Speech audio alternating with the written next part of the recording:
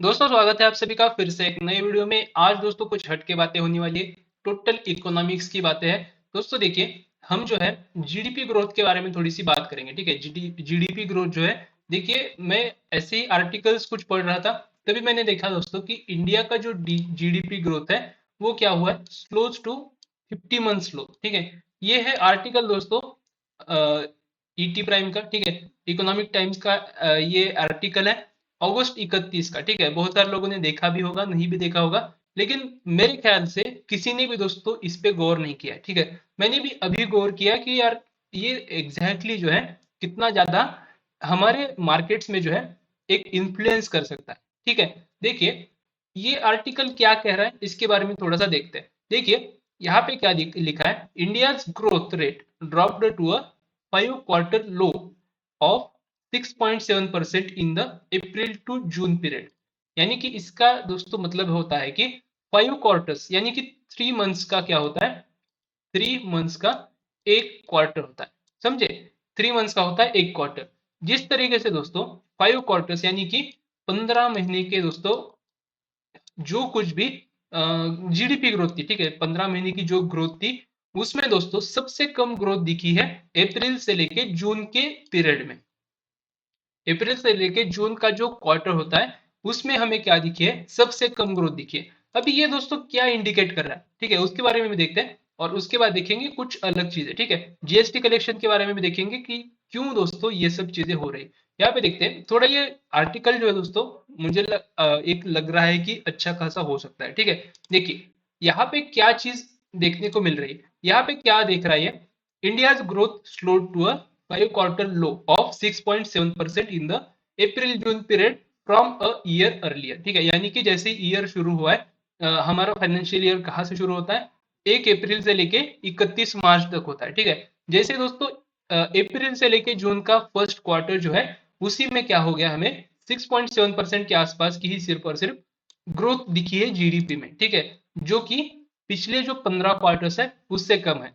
अगर हम आगे देखेंगे, देखिए as agriculture and trade related services output is. ठीक है, ये देखिए इसकी कोई ज्यादा कुछ जरूरत नहीं। ठीक है, general elections during the quarter impacted government spending and the year earlier high base effect moderated growth member. ठीक है, देखिए ये जो लोकसभा के जो इलेक्शंस थे उसकी वजह से और बाकी सब चीजों की वजह से इसमें जो है एक इफेक्ट देखने को मिला है ग्रोथ के नंबर्स में। ठीक है, बाकी कुछ ज्यादा चीजें यहाँ पे मेंशन नहीं करी है। आगे देखेंगे तो यहाँ पे देखिए the quarterly figure was in line with an ET poll median estimate of 6.85% sleeping from 7.8% in the last quarter. Last quarter का जो कितना था, एस्टिमेटेड था 6.8, 7.8 के आसपास जो है आया। और दोस्तों देखिए FY24 का कितने एस्टिमेट किए थे, हम कर रहे हैं हम 8.3%। ठीक है, देखिए और आरबीआई हमें क्या कह रहा है, 7.1% के आसपास की ग्रोथ जो है हमें दिख सकती है, ऐसा आरबीआई का कहना था। आरबीआई के जो शक्तिकांता दास है उनका कहना था, आरबीआई के जो गवर्नर है उनका कहना क्या था, 7.1% के आसपास की जीडीपी ग्रोथ जो है वो क्या हो सकती है, हम शो कर सकते हैं। लेकिन हम कहाँ पे सिमट गए, 6.7%। अभी ये न्यूज देखिए, आपको क्या लगता है ये न्यूज आपके लिए या फिर मार्केट्स के लिए अच्छी है या फिर बुरी है। ठीक है, मैं फैसला आप पे छोड़ देता हूँ, लास्ट में जो है मैं कंक्लूजन दिखा दूंगा। अभी देखिए जीएसटी कलेक्शन। देखिए अभी जीएसटी कलेक्शन दोस्तों, यहाँ पे और एक आर्टिकल मैंने पढ़ा कि goods and services tax revenue growth rate increased 6.5% to rupees 1.73 lakh crore in सितंबर। ठीक है, अभी देखिए 1.73 लाख करोड़ के आसपास की जो है हमें क्या दिखी है, टोटल एक कलेक्शन दिखा है जीडीपी का। ठीक है, सॉरी, जीएसटी का। Despite slower growth in the collections from domestic transaction as well as imports. Imports जो हो रहा है वहां पे भी जो जीएसटी लगता है वहां से भी दोस्तों क्या हो रहा है, हमें कलेक्शन कम दिख रहा है। और डोमेस्टिक ट्रांजैक्शन जैसे कि आप किसी रेस्टोरेंट में जाते हो, वहां पे आपको जो ट्रांजैक्शन करते हो उस पे जो जीएसटी लगता है, C GST, S GST, I GST, ये सब चीजें। ठीक है, इसमें भी दोस्तों क्या हो रहा है, हमें कहीं ना कहीं पे स्लोअर ग्रोथ दिख रही है। ठीक है, however this is the slowest growth of GST over the past 40 months. सबसे इंपॉर्टेंट जो सेंटेंस होता है, जो एक थॉट होता है, वही ये। ठीक है, जो सेंटेंस सबसे ज्यादा इंपॉर्टेंट रहेगा वो है ये, क्या है, however this is the slowest growth of GST over the past 40 months. पिछले 40 महीने में, समझे, पिछले 40 महीने में सबसे कम ग्रोथ कहां पे दिखी है, पिछला महीना यानी कि सितंबर में।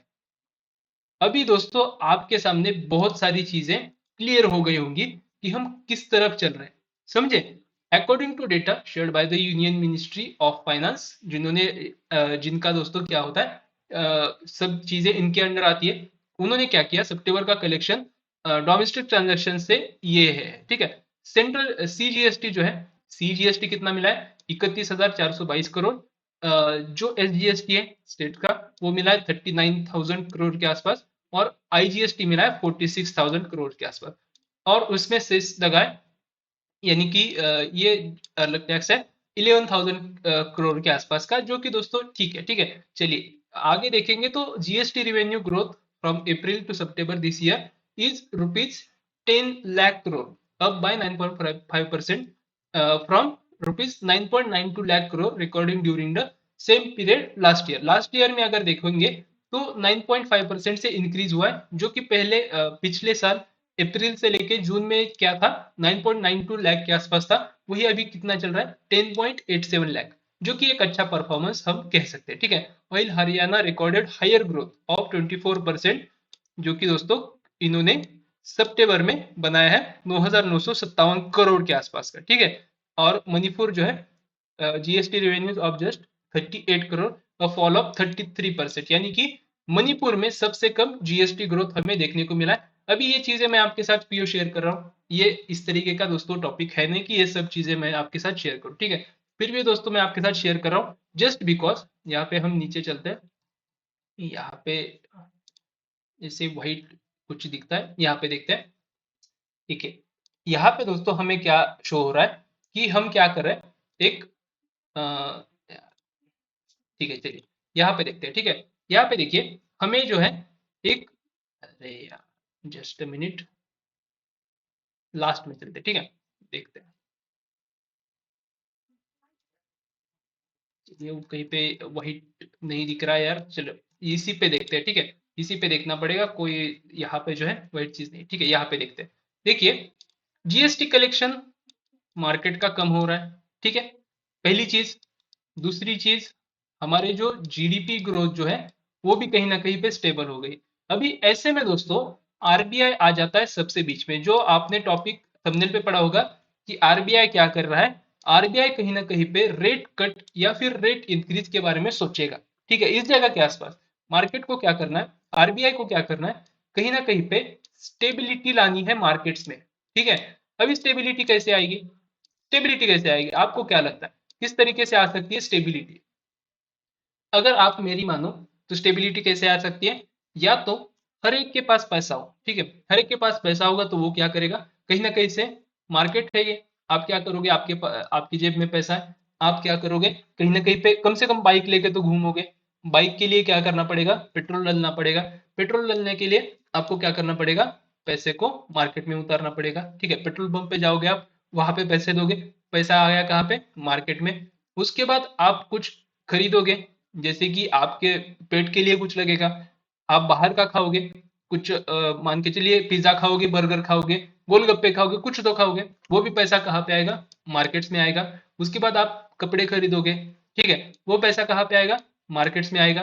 आप बाहर क्या करोगे, और कहीं पे घूमने चलोगे, ट्रैवलिंग करोगे, वो पैसा कहाँ पे आ रहा है, सब कुछ पैसा मिलजुल के आ रहा है मार्केट्स में, ठीक है। लेकिन ये कब होगा, जब आपके पास पैसा होगा, समझे।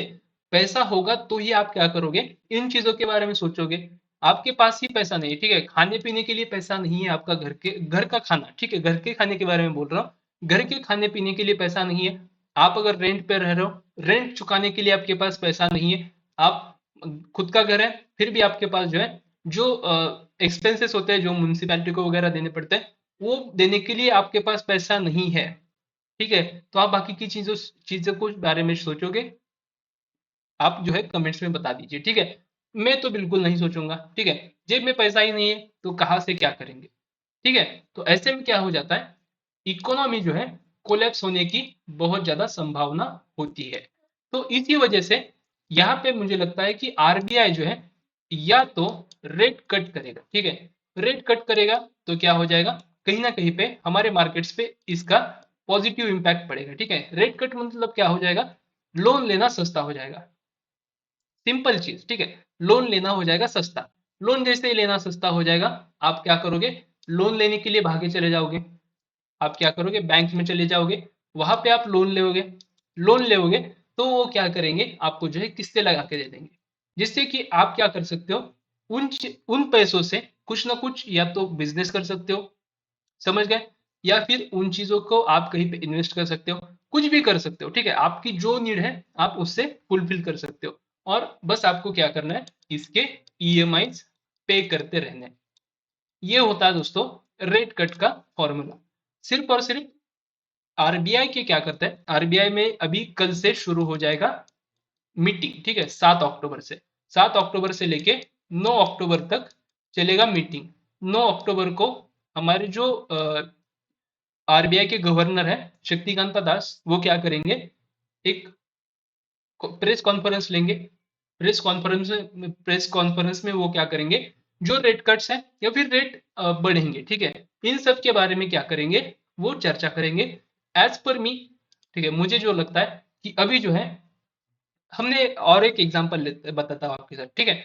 हम जब कोविड में थे, ठीक है, कोविड में थे, तब क्या हो रहा था दोस्तों, सब के सब स्टॉक्स गिर रहे थे, जॉब्स नहीं थी, कुछ नहीं था। उस समय पे आरबीआई ने क्या किया, जो ये रेट कट्स थे, ठीक है, वो बहुत ज्यादा किए थे, आपने सबने देखा होगा, ठीक है। और हाल ही में जो जेरोम पॉवेल है, जो कि फेडरल रिजर्व जो है यूएस का, क्या कहते हैं उसे, सेंट्रल बैंक, ठीक है, यूएस का जो मेन बैंक है, रिजर्व बैंक है, वहां पे क्या किया उन्होंने, रेट कट्स किए, ठीक है, रेट कट्स किए। क्यों, क्योंकि उनको भी लग रहा है कि कहीं ना कहीं पे रेट कट्स होने से आदमी पैसे ले लेगा और लोन पे, और उसको जो है बाद में क्या करेगा, मार्केट में उतारेगा, जिससे कि अगेन जो है इकोनॉमी को एक बूस्ट मिलेगा। सेम चीज दोस्तों क्या हो सकती है, हमारे यहाँ पे भी हो सकती है, ठीक है। कोविड में भी हम क्या करते थे, रेट कट्स करते थे, जिससे कि एक आसान तरीका हो जाए लोगों के लिए लोन उठाने का। लोन उठाएंगे, फिर से इकोनॉमी जो है सदाबहार रहेगी। बस यही चीज हो सकती है मेरे ख्याल से। अगर रेट इंक्रीज होते हैं, इसका मतलब दोस्तों कहीं ना कहीं पे यहाँ पे अनएम्प्लॉयमेंट, ठीक है, अनएम्प्लॉयमेंट, रिसेशन, इस जैसे मुद्दे जो है दोस्तों आगे आएंगे, जो कि स्टॉक मार्केट को बहुत ज्यादा हार्म करेंगे। तो बस यही चीजें मुझे आपके साथ शेयर करनी थी। 9 तारीख को दोस्तों क्या है, हमारे रिजर्व बैंक की मीटिंग खत्म हो जाएगी, और 9 तारीख को 10 बजे के आसपास, 11 बजे के आसपास जो है, हमारे जो क्या गवर्नर है आरबीआई के, वो क्या करेंगे, आके स्टेटमेंट्स दे देंगे कि या तो रेट कट्स होंगे, स्टेबल रहेंगे, या फिर इंक्रीज होंगे। बस यही था दोस्तों, इनका इम्पैक्ट मार्केट में जरूर पड़ेगा, ठीक है। स्टेबल रहेंगे तो मार्केट अपना ट्रेंड फॉलो करेंगे, कम हो जाएंगे तो मार्केट एक बुलिश साइड का मोमेंटम शो कर सकता है। और दोस्तों अगर रेट कट होते हैं, ठीक है, रेट कट होते हैं तो मार्केट बुलिश हो जाएगा, और रेट इंक्रीज होते हैं तो मार्केट दोस्तों फॉल करने के लिए फिर से तैयार हो जाएगा। मेरे ख्याल से 10 तारीख को, ठीक है, 10 तारीख को आपको जो है मार्केट का रियल जो ट्रेंड है वो पता चलेगा, ठीक है। चलिए वीडियो को एंड कर देंगे दोस्तों, बहुत सारी इंफॉर्मेशन मैंने आपके साथ शेयर करी है। पसंद आ गया होगा, लाइक शेयर सब्सक्राइब कीजिए। मिलते हैं इसी तरीके के नेक्स्ट वीडियो के साथ, तब तक के लिए धन्यवाद।